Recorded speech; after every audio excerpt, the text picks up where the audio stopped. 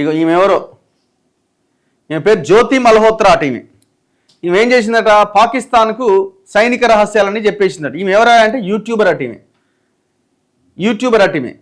పాకిస్తాన్కు సైనిక రహస్యాలు, సైనిక వైమానిక బేస్ల వీడియోలు చిత్రీకరించి పాకిస్తాన్కు పంపిన మహిళా యూట్యూబర్ అరెస్ట్ అట. మహిళల పైన పాక్ ఏజెంట్ల డబ్బు వల పలు రాష్ట్రాల్లో నెట్వర్క్ 6 అరెస్ట్ అట. వీళ్ళని అరెస్ట్ చేయొద్దు, బార్డర్ అవతలు నూకేయాలి, అవతలకి నెట్టేసి ఇక రానియొద్దు యువతలకి. కథం పనిష్మెంట్ అదే, ఇక వాళ్ళకి అంతకు మించిన పనిష్మెంట్ ఏం లేదు. ఇక అదే పాకిస్తాన్లో నెట్టేసి ఇక బతుకుపోరా నాయన, బతుకుపోమ్మ తల్లి అని చెప్పి అలా నెట్టేయాలి. ఈ మధ్యకాలంలో ఇట్లాంటి బ్యాచ్ ఒకటి తయారైంది, చాలామందిని అరెస్ట్ చేస్తూ ఉన్నారు. ఇగో హర్యానాలోని హిస్సార్కు చెందిన జ్యోతి మల్హోత్రా ఓ యూట్యూబర్. ఇక ఆమె బాగా వైరల్ అవుతుంది, ఎందుకంటే కొంచెం అందంగా ఉన్నది కాబట్టి ఆ ఫోటోలు ఈ ఫోటోలు పెట్టేసరికి ఓ పెద్ద వైరల్ అవుతున్నది. ఆమెకు లక్షల మంది ఫాలోవర్స్ ఉన్నారట. ట్రావెల్ బ్లాగర్గా పాకిస్తాన్కు వెళ్ళి ఆమె గూఢచర్యం బాట పట్టారు.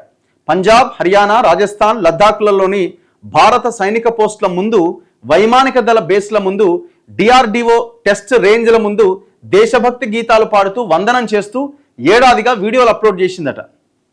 వీటిని చూస్తే ఎవరికి ఆమె మీద అనుమానం రాదు. వీటిలో జాతీయ జెండా ఎగరేయడం, బీటింగ్ రిట్రీట్ కార్యక్రమాలు, గన్ సెల్యూట్ల వంటివి కనిపిస్తాయి. కానీ వీటన్నింటి వెనుక లోతైన గూఢచర్యం ఉందని హర్యానా పోలీసులు తెలిపారు. హై రెజల్యూషన్తో సైనికంగా సున్నిత ప్రాంతమంతా కనిపించేలా చిత్రీకరించడం, GPS ట్యాగ్లు, డ్రోన్లతో ఆయా సైనిక వైమానిక బేస్లను, సైనిక వాహనాల బేలను, ఎంత కిలాడి చూడండి, అక్కడి ఎలక్ట్రానిక్ సెన్సార్లను చిత్రీకరించి వాట్సాప్ అండ్ టెలిగ్రామ్ల ద్వారా పాకిస్తాన్ ఏజెంట్లకు చేరవేసిందని పేర్కొన్నారు. ఈ కేసులో జ్యోతి మల్హోత్రాను శనివారం అరెస్ట్ చేయగా న్యాయస్థానం 5 రోజుల రిమాండ్ విధించింది. ఎట్లా దొరికిపట్టి అంటే, చిత్రీకరించిన సైనిక పరంగా సున్నితమైన వీడియోల ఫుటేజీ మొత్తాన్ని ఆమె వెంటనే పాక్ హైకమిషన్ కార్యాలయం నుంచి భారత్ బహిష్కరించిన ఉద్యోగి అహ్సాన్ ఉర్ రహీం అలియాస్ డానిష్ నెంబర్కు పంపిస్తోందని హర్యానా, పంజాబ్ సైబర్ సెల్ పోలీసులు గుర్తించారట. పోలీసులు అరెస్ట్ చేసిన మరో 5 వద్ద ఈ నెంబర్ గుర్తించారట. ఆపరేషన్ గోస్ట్ సిమ్ పేరిట చేసిన పరిశోధనలో వీరందరినీ గుర్తించి అధికారిక రహస్యాలు అక్రమంగా చేరవేసిన కేసులో అరెస్ట్ చేసిరట. నాకు తెలిసి ఆమె ఈజీ మనీకి అలవాటు పడి ఉంటుంది.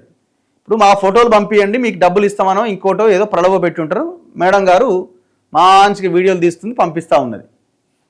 ఇఫ్తార్ విందులో మల్హోత్రా గత ఏడాది మార్చిలో పోస్ట్ చేసిన ఒక వీడియోలో ఢిల్లీలోని పాక్ హైకమిషన్ కార్యాలయంలో ఇఫ్తార్ విందు కార్యక్రమం కనిపిస్తోందట. ఇందులో అక్కడి ఏర్పాట్లను ఆమె ఎంతో మెచ్చుకున్నారు. పాకిస్తాన్ మరెన్నోసార్లు వెళ్లాలని ఆకాంక్ష వ్యక్తం చేశారు. పాకిస్తాన్ హైకమిషన్ ఉద్యోగి డానిష్తో సంభాషిస్తూ ఆమె ఆ వీడియోలో కనిపించారు. గతంలో తాము కలుసుకున్న సందర్భాలు ప్రస్తావించారు. అతడి భార్యతో కూడా చనువుగా మాట్లాడారు. సాధారణ పరిచయాన్ని మించిన సన్నిహితత్వం వారి మధ్య కనిపించింది. అయితే జ్యోతి మల్హోత్రాతో పాటు మరో 2 మహిళలు, 3 యువకులను హర్యానా పోలీసులు ఈ కేసులో అరెస్ట్ చేశారు. వీరి నెట్వర్క్ హర్యానా, పంజాబ్ రాష్ట్రాలతో పాటు ఉత్తర భారతం అంతా విస్తరించింది. ట్రావెల్ విత్ జో ఉందా, ఇప్పుడు ఛానల్ ఎగిరిపోయిందా, తీసేసిరా? ట్రావెల్ విత్ జో పేరిట యూట్యూబ్ ఛానల్ నడిపిస్తోందట జ్యోతి మల్హోత్రా. 2023లో ఆమె పాకిస్తాన్ పోయింది. ఆ సమయంలో ఢిల్లీలోని పాకిస్తాన్ హైకమిషన్ కార్యాలయంలో పనిచేసే డానిష్ ఆమెకు పరిచయం అయ్యాడు. ఎందుకంటే చాలా అందంగా ఉంది కదా, ఇంకా ఆటోమేటిక్గా పరిచయాలు ఏర్పడతాయి. ఇతడు జ్యోతికి పలువురు పాకిస్తాన్ ఏజెంట్లను పరిచయం చేసిండట. వాట్సాప్, టెలిగ్రామ్, స్నాప్చాట్ల ద్వారా జ్యోతి వారితో టచ్లోకి వెళ్ళింది. షకీర్ అలియాస్ రాణా షహబాజ్ అనే పాక్ ఏజెంట్ వారిలో ఒకడు. అతడి నెంబర్ను జాట్ రంధావా పేరుతో జ్యోతి సేవ్ చేసుకుంది. సామాజిక మాధ్యమాల్లో పాకిస్తాన్ గురించి మంచిగా ప్రచారం చేసేందుకు ఈమెను ఉపయోగించుకుంటున్నట్లు పోలీసులు గుర్తించారు. ఒక పాక్ ఏజెంట్కు బాగా దగ్గరైన జ్యోతి అతడితో ఇండోనేషియా టూర్కు పోయింది. అయితే డానిష్ను ఈ నెల 13వ తేదీన కేంద్రం అవాంఛనీయ వ్యక్తిగా ప్రకటించి దేశం విడిచి వెళ్లాల్సిందిగా ఆదేశించింది. జ్యోతితో పాటు పంజాబ్లోని మలేర్ కోట్లకు చెందిన మరో వితంతు మహిళ గుజాలా కూడా ఈ కేసులో కీలక నిందితురాలు. వీసా కోసం ఈ ఏడాది ఫిబ్రవరిలో పాక్ హైకమిషన్ కార్యాలయానికి వెళ్లిన ఆమెకు డానిష్ పరిచయం అయినట. అతడితో తరచుగా మాట్లాడుతుందట. పెళ్లి చేసుకుంటానని డానిష్ ఆమెకు దగ్గరైందట. ఏప్రిల్ 23వ తేదీన గుజాలా మల్లేర్ కోట్లకే చెందిన వితంతు మహిళ బాను నస్రీనును పాక్ హైకమిషన్ కార్యాలయానికి తీసుకెళ్లగా డానిష్ ఆమెను మరుసటి రోజే పాక్ వీసా ఇప్పించిందట.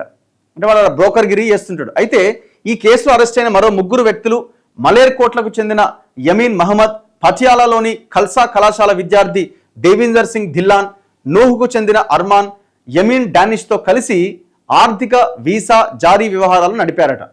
ధిల్లాన్ మే 12వ తేదీన తన ఫేస్బుక్ ఖాతాలో గన్, పిస్టల్ చిత్రాలు పోస్ట్ చేసిండట. దీంతో అతన్ని అరెస్ట్ చేసిన పోలీసులు పలు కీలక వివరాలు రాబట్టిరు. గత ఏడాది నవంబర్లో కర్తార్పూర్ కారిడార్ ద్వారా పాకిస్తాన్ వెళ్లిన అతడు అక్కడ ఐఎస్ఐ ఏజెంట్లకు భారత్కు సంబంధించిన సున్నిత సమాచారాన్ని అందజేసిండట. అందుకు తనకు పెద్ద మొత్తంలో డబ్బు ముట్టిందని చెప్పాడు. పాటియాలా కంటోన్మెంట్ వీడియోలు కూడా ఇతడు పాకిస్తాన్కు పంపించిండు. అర్మాన్ సిమ్ కార్డులు సమకూర్చడం, డబ్బు పంపిణీ వ్యవహారాలు చేసేవాడు. అంతేకాకుండా పాక్ ఏజెంట్ల సూచన మేరకు డిఫెన్స్ ఎక్స్పో 2025ని కూడా సందర్శించాడు. ఇట్లా నిందితులంతా తమ నేరాలు అంగీకరించారట. మొత్తం అందరూ పాకిస్తాన్ ఏజెంట్లు సమాజంలో మతపరంగా, సామాజికంగా సున్నిత మనస్తత్వం గల వారిని గుర్తించి డబ్బు, ప్రేమ, పెండ్లి పేరిట వలలో వేసుకుంటున్నారని పోలీసులు తెలిపారట.